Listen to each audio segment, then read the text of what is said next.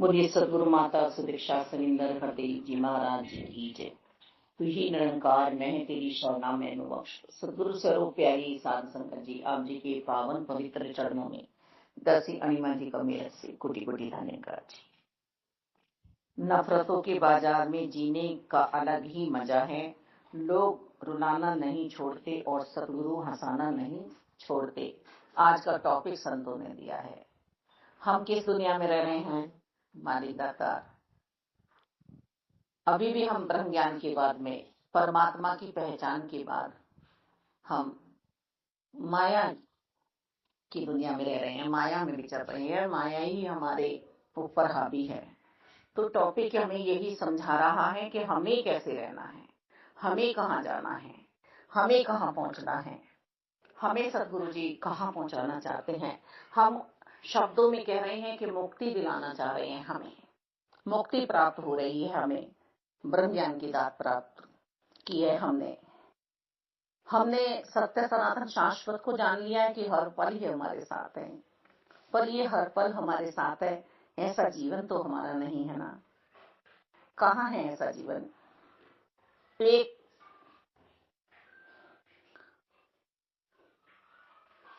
क्या शब्द लाए हमसे ब्रह्मज्ञानी जन महापुरुष बोले कि आप अभी भी मंदिर में जाती हैं, आप सिंदूरी टीका लगाती हैं, और विचार आप जो हैं निरंकार के करते हैं। तो हमारे शिक्षा ग्रहण करने में अलग अलग भाव हैं। सदगुरु माता सुदीक्षा जी का समय हो, या सदगुरु बाबा हरदेव जी का, या सविंदर जी का, या सदगुरु बाबा गुरबचन जी का, अवतार जी का, बाबा बूटा सिंह जी का, जिन्होंने बूटा लगाया, संत निरंकारी मिशन की स्थापना की। दासी ने तो जहां तक भी इस ज्ञान को समझा है और माना है, कहीं भी नफरतों की दीवार नहीं है। ये नहीं कहा गया है निरंकार यहाँ पर है और यहाँ नहीं है। यहाँ है निरंकार और यहाँ नहीं है। तो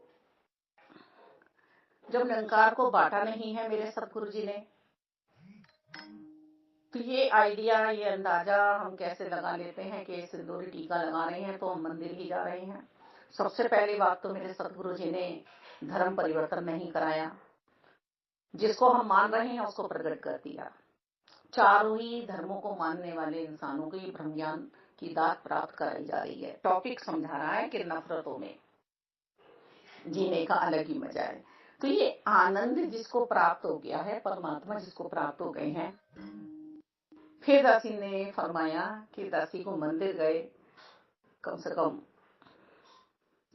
18-19 साल हो गए। ये सिंदूरी टीका मंदिर का नहीं है। ये निरंकार चाहते हैं कि सिंदूरी टीका लगाए। दासी की जो बिंदी की जगह है वहां पर इन्फेक्शन हो जाता है, बीच बीच में कभी कभी लगाती है दासी, तो इन्फेक्शन हो जाता है। ये निरंकार की अपनी इच्छा है कि सिंदूरी टीका लगाया जाए। अब हम अंदाजा लगा लेते हैं, हम आइडिया लगा लेते हैं कि हिंदू मुस्लिम सिख ईसाई में कौन श्रेष्ठ है और कौन श्रेष्ठ नहीं है। ऐसे ही हम घर में भी अपना अंदाजा लगा लेते हैं कि कौन हमारे साथ होना चाहिए, कौन हमारे साथ रहना चाहिए। मनमति है। तो ये हमारे मनमति का हिसाब चल रहा है। जो संतजन हमें समझाते, यही माया है, यही माया है। और इस माया ने ही हमें उलझनों में उलझा दिया है, नफरतों में घेर दिया है हमें। और संतजन हमें निर्लेप रहने के लिए आदेश दे रहे हैं बार बार। माता जी ने भी हमें कह दिया है, समझा दिया है कि बाबा जी भी यही समझाते थे कि संत प्यारे जो हैं इनकी बातों को मान लो। इतना प्यारा शब्द बोलते हैं, इतने प्यारे वाक्य बोलते हैं कि वास्तव में ही यदि इनके मत पे हम चल जाएं तो हमें कोई परेशानी है ही नहीं, हमें कोई दिक्कत है ही नहीं। हम कहते हैं हम इतने बीमार हैं, हम इतने परेशान हैं, हो ही नहीं सकता, हो ही नहीं सकता। कल भी एक बहन से बात हो रही, आप परेशान हो ही नहीं सकते, आप बीमार हो ही नहीं सकते, निरंकार आपके साथ है। और संसारी जन क्या कहते हैं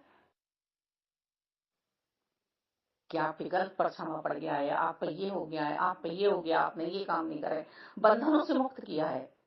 तो नफरतें कहाँ समा रही हैं ब्रह्म ज्ञानियों के अंदर।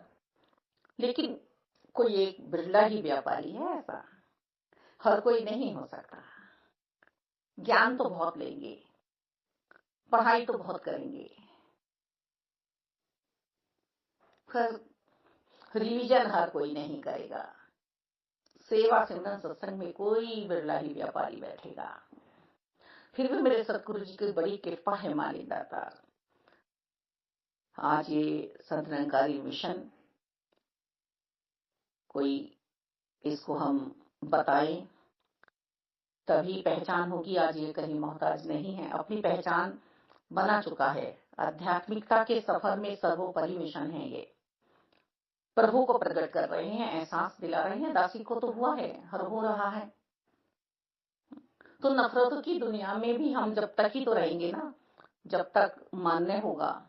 यदि हद बढ़ हो जाएगी, पूरे हम डूबने जा रहे होंगे, तो हम वो सेवाएं भी नहीं कर पाएंगे जो हमें निरंकार की करनी है, जो साकार सतगुरु जी को हमने समर्पण भाव अपना सौंपा है। हमें इस विशाल के दर्शन हुए, इस विराट से मिलाया गया है, और हम छोटी छोटी उलझनों में उलझे हुए हैं अभी भी। दिलों से दिलों तक पुल बनाने की बात मेरे सतगुरु जी ने हमें समझाई। कहाँ बनाया हमने? हमने तो जो सबसे पहले हमारे पास था, जो हमारे पास सदैव काल रहने वाला है, जो हर स्थिति में हमारे साथ रहेगा, उसे ही हटाने का प्रयास किया, उससे ही नफरतें की, उससे ही हिंसा की हमने।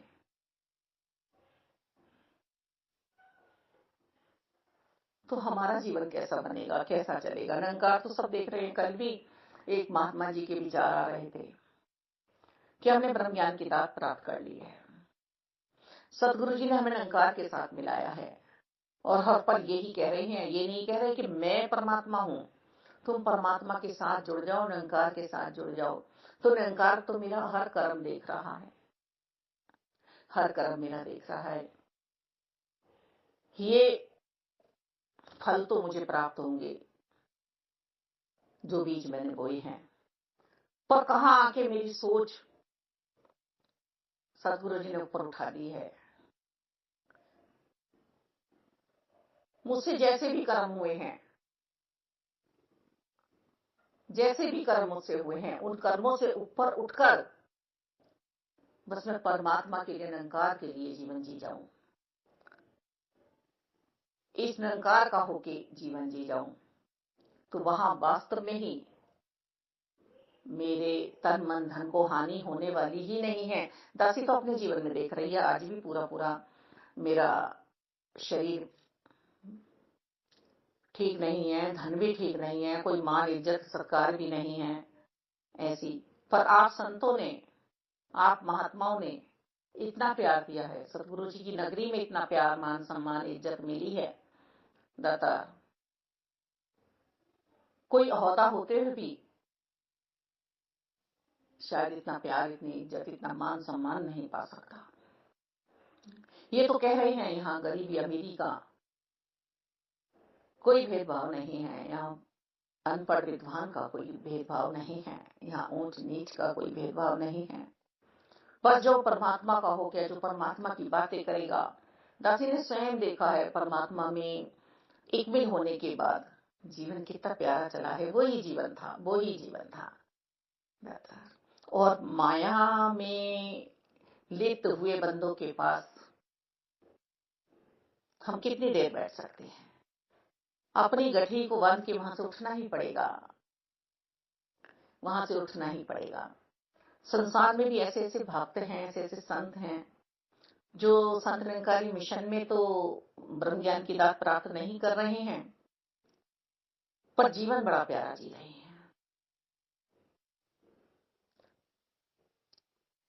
हमने अपने संस्कारों को गिरा दिया। समाज में हो क्या रहा है? हम किसी को बुरा कह रहे हैं, हम अपने को ही बुरा कह रहे हैं, अपने ही संस्कारों को बुरा कह रहे हैं, अपने ही ज्ञान को बुरा कह रहे हैं, अपने ही गुरु को बुरा कह रहे हैं। तो निरंकार कैसे हमें माफ करेंगे कि जो जो तुझे दिया था वो तो मैंने अच्छा दिया ही नहीं, अब आगे अच्छा कैसे होगा?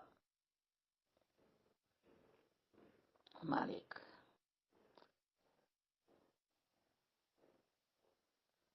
रहमत करो, कृपा करो कि मुझे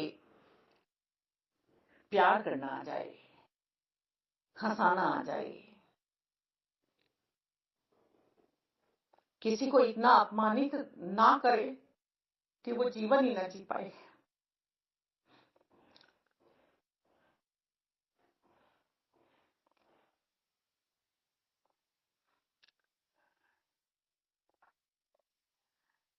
तू ही निरंकार, मैं तेरी शरणा, मैनो बख्श लो।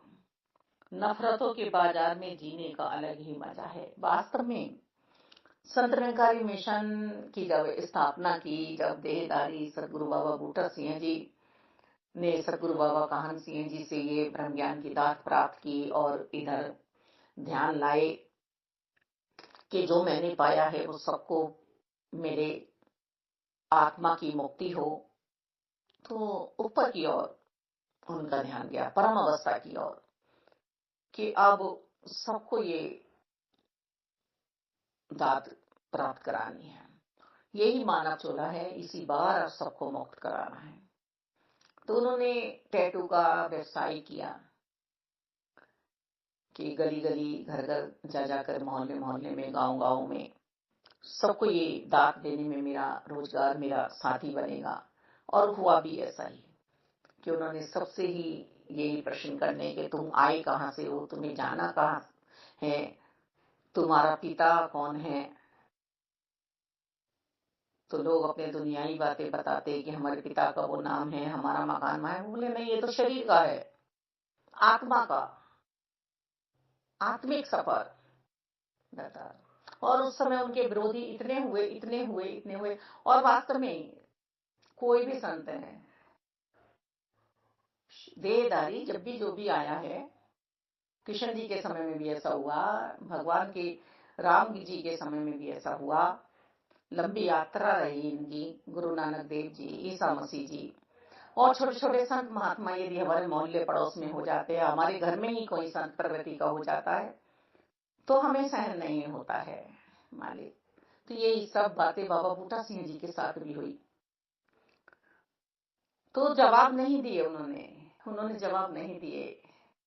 उनका जो मिशन था, उनके जो दिमाग में ये बात समाई थी कि अब ये रुकना नहीं है। कोई पैसा थोड़ी ना लेके चले थे,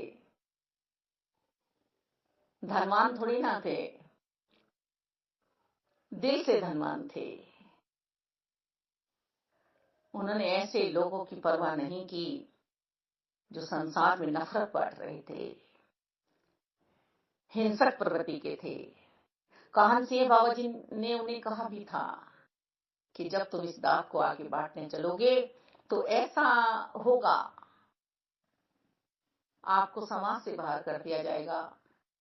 और संतों पे, महात्माओं पे तो जुल्म उठाए गए हैं, और सबसे पहले अपने अपने अपने ढाते हैं, अपने बहुत बुरा कहते हैं मालिक। सब रिश्तेदार अलग हो जाते हैं, पर उनकी अपनी जो अवस्था बन जाती है। आज दासी के पति यानी महात्मा जी भी यही कहते हैं कि सत्संग मत छोड़ना। अब ये सत्संग क्यों नहीं छोड़ना? क्योंकि सत्संग से पहले का जो जीवन था वो जीवन जीवन नहीं था मालिक। जी तो हम दोनों बहुत हिसाब से रहे थे समाज में, पर जो इस दर पे आने के बाद नूर की प्राप्ति हुई, जो श्रृंगार आत्मा का हुआ, जो आत्मा परमात्मा के साथ रह के संसार में विचरी, फिर वहां पे रिश्तेदारों की परवाह नहीं हुई, मिलने वालों की परवाह नहीं हुई। और फिर वो बाद में वही लोग बोले कि जहां तुम हो वहीं रहना। सगे रिश्तेदारों ने कहा दासी से कि गुरु दर से मत हटना। तो आज महात्मा जी भी यही कहते हैं कि तुम सत्संग मत छोड़ना। तो यदि नफरतों में सदगुरु बाबा बूटा सिंह जी, सदगुरु बाबा गुरबचन जी, अवतार जी, बाबा हरदेव जी पड़ जाते तो ये इतना बड़ा मिशन होता खड़ा, कैसे आगे बढ़ेंगे? नफरतें तो आपके अंतःकरण में समाई हैं। मैं की बोली तो हम बोल रहे हैं। हम दिमाग से काम लें, विवेक दिया है हमें दाता। चौथा प्रण गृहस्थी है, कोई अपना फर्ज पूरा कर रहा है, कर्तव्य पूरा कर रहा है, पर हिंसक प्रवृत्ति के लोग उसमें भी बाधा डालते हैं। तो यहाँ तो नफरतें तो हमें करनी ही नहीं है। सदगुरु बाबा हरदेव जी के दासी ने विचारों में सुना कि ऐसे लोगों से दूर हट जाना। एक महात्मा जी थे पूरन मेरठ में भी, वो भी दासी से यही समझाया करते थे कि जहां तुम्हारी कोई बात ना सुने वहां से तुम हट जाना। और एक समय ऐसा आता है कि हमें हटना पड़ता है, क्योंकि हमारे अंदर तो नफरत नहीं है, और नफरत हम करेंगे किससे? जहां मिशन में हमें ये बात समझ में आ गई है कि हम एक ही परम पिता परमात्मा की सांझी संतानें हैं। कल ही दासी एक जगह गई तो वहां पर एक ही खाट पर बैठ गई, तो उन्होंने कहा कि आप तो ब्राह्मण हैं, आप शर्मा हैं, और हम आप जानते हैं प्रजापति हैं, तो आप हमारी खाट पर बैठे हैं, पानी पिएंगी नहीं पिएंगी? तो दासी बोली आप अभी जानती नहीं है दासी को, मैं संत निरंकारी मिशन से हूँ, सदगुरु बाबा हरदेव जी की शिष्य हूँ, जिन्होंने जाति पाति से ऊपर उठाया है। हम सत्संग करने सब जगह जाते हैं, आपकी खाट पर बैठी आप कह रहे हैं पानी लाए नहीं लाए, आपने मुझे थका हुआ देखा है, आपका भाव बना है कि इन्हें पानी पिलाया जाए, तो आप कहां से प्रजापति हो गए, मैं कहां से ब्राह्मण हो गई?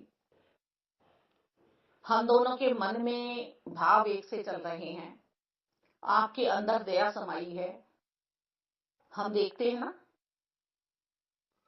बहुत से तो रिश्तेदारी हमें पानी के लिए नहीं पूछेंगे, चाहे हमारे अंदर जितनी भी तड़प महसूस हो रही हो, हम पे सब पे ऐसे समय आते हैं। तो जहां हमारी थकान को देख के पानी के भाव बन गए हो सामने वाले के मन में, कैसे जात पात? जितनी देर जहां रहें हम सबको खुशियां बांटें। मेरा दायरा मुझे पता होना चाहिए। सदगुरु जी ने साथ में ये भी कहा है कि मर्यादाएं, जहां से मर्यादाएं हट गई हैं, मर्यादाएं मेरे शब्दों की होनी चाहिए, मर्यादाएं मेरी आंखों में होनी चाहिए, मर्यादाएं मेरी समस्त इंद्रियों में होनी चाहिए, अनुशासन मेरे ऊपर हावी होना चाहिए। खुद पे, दूसरे पे लगाने से काम नहीं चलेगा। संत निरंकारी मिशन में इतनी प्यारी शिक्षा दी जा रही है, यदि कोई इस पे चल जाए तो जीवन बना ले, जीवन बना ले। ये आध्यात्मिकता से तो जोड़ ही रहे हैं, ये घर परिवार भी बना रहे हैं, पर यदि मेरा परिवार नहीं बन रहा तो मेरे कर्मों में कमी है, मेरे कर्मों में कमी है मालिक। तो रहमत करो, कृपा करो, हम सब इस टॉपिक के हिसाब से अपने जीवन को बनाएं। सदगुरु जी कह रहे हैं कि हमें किसी को रुलाना नहीं है, हमें हंसाना है। सबसे ऊपर कौन है? परमपिता परमात्मा। उसके नीचे कौन है? ये देवी देवता। यदि अभी भी मेरा विश्वास समस्त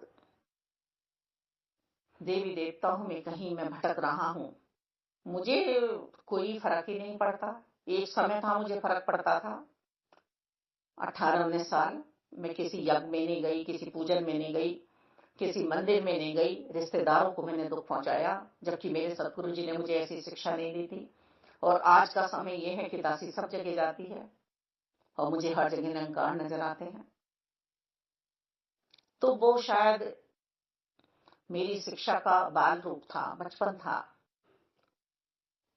आज ज्ञान और बड़ा है। आज सतगुरु जी की बात पूरे रूप से समाई है कि ये सब जगह है परमात्मा, सब जगह है परमात्मा। सब खुशहाल रहें, सब आनंद में रहें, सबका भला करना मेरे प्रभु। सब खुशहाल रहें, सब खुशहाल रहें दाता, सबका भला करो मालिक दाता। संत निरंकारी मिशन की एक एक शिक्षा संपूर्ण अवतार वाणी जी, संपूर्ण हरदेव वाणी जी, और जो पूर्ण संत इस पे चल दिए हैं, उनके जीवन पे गौर देने की बात है। हमारी मेरठ की संचालिका बहन जब भी मिलती हैं वो कहती हैं सत्संग चलो, सत्संग चलो।